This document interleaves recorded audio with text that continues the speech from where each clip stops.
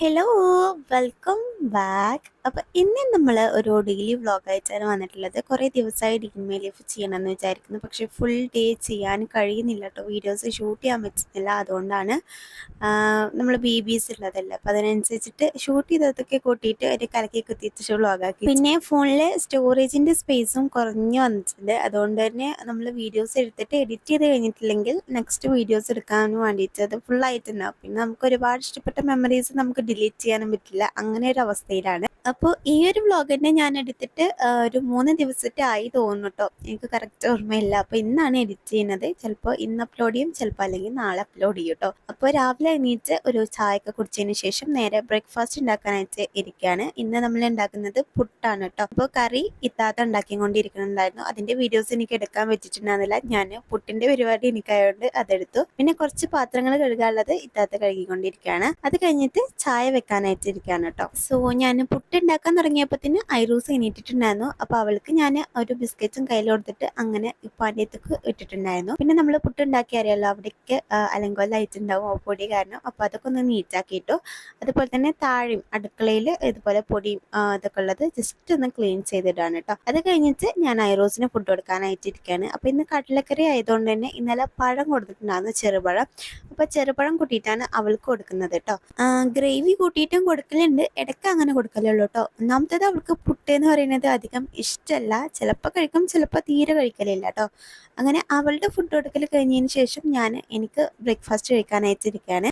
അപ്പോൾ daily videos ഇടണമെന്ന് ഞാൻ ഭയങ്കര മോട്ടീവായിട്ട് ഈ ഓരോ മാസം തുടങ്ങുമ്പോഴും വിചാരിക്കും കേട്ടോ. പക്ഷെ ഞാൻ പറഞ്ഞില്ലേ, എൻ്റെ ഓരോ സിറ്റുവേഷൻ കാരണം എനിക്ക് ഇടാൻ പറ്റുന്നില്ല. പിന്നെ ഞാൻ വീഡിയോസ് ഇട്ടിട്ടില്ലെങ്കിലും അങ്ങനെ എന്നെ ചോദിക്കാനോ അറിയാനോ ആരും ഇല്ല എന്നതാണ് വേറൊരു യാഥാർത്ഥ്യം.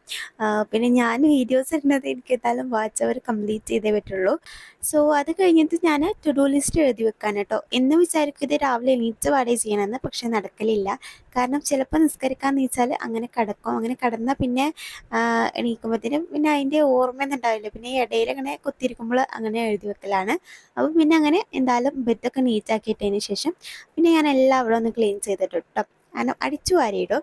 തുടക്കൽ പിന്നെയാണ് കേട്ടോ. അത് കഴിഞ്ഞിട്ടാണ് ഐറോസിനെ കുളിപ്പിക്കാനായിട്ട് പോവുക. അങ്ങനെ അവളെ കുളി കഴിഞ്ഞ് വന്നിട്ട് പിന്നെ ഇപ്പോൾ അവൾക്ക് ഡയപ്പർ ഇട്ടുകൊണ്ട് ഞാൻ പറഞ്ഞില്ലേ ഒരുപാട് റാഷസ് വന്നിട്ടുണ്ട്, അവിടെ ഒരു ഇൻഫെക്ഷൻ പോലെ.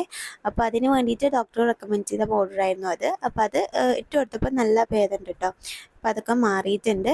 അപ്പോൾ അങ്ങനെ അത് കഴിഞ്ഞിട്ട് അവളെ ഒന്ന് മേക്കപ്പ് ചെയ്തെടുക്കുകയാണ്. ഇത് ഭയങ്കര ടാസ്ക് എന്ന് പറഞ്ഞാൽ ഭയാനകരമായ ടാസ്ക്കാണ്. അങ്ങനെ അത് കഴിഞ്ഞിട്ട് വരുമ്പോഴത്തേനും ഞാനൊരു വിധാവും. ഒരു ഫ്ലെങ്സ് എടുത്ത കൈ കൊണ്ട് എടുക്ക്.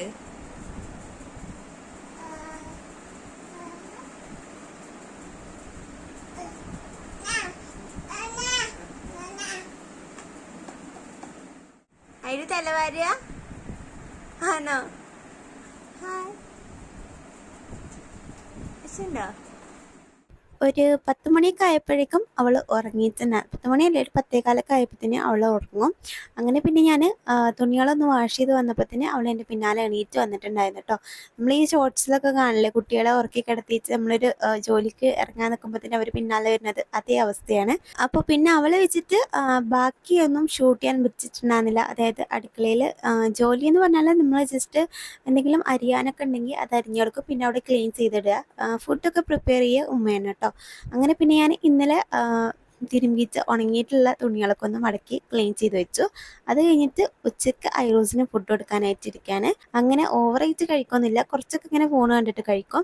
പിന്നെ ഞാൻ ളുഹർ നിസ്കരിക്കാനായിട്ട് നിൽക്കുകയാണ്.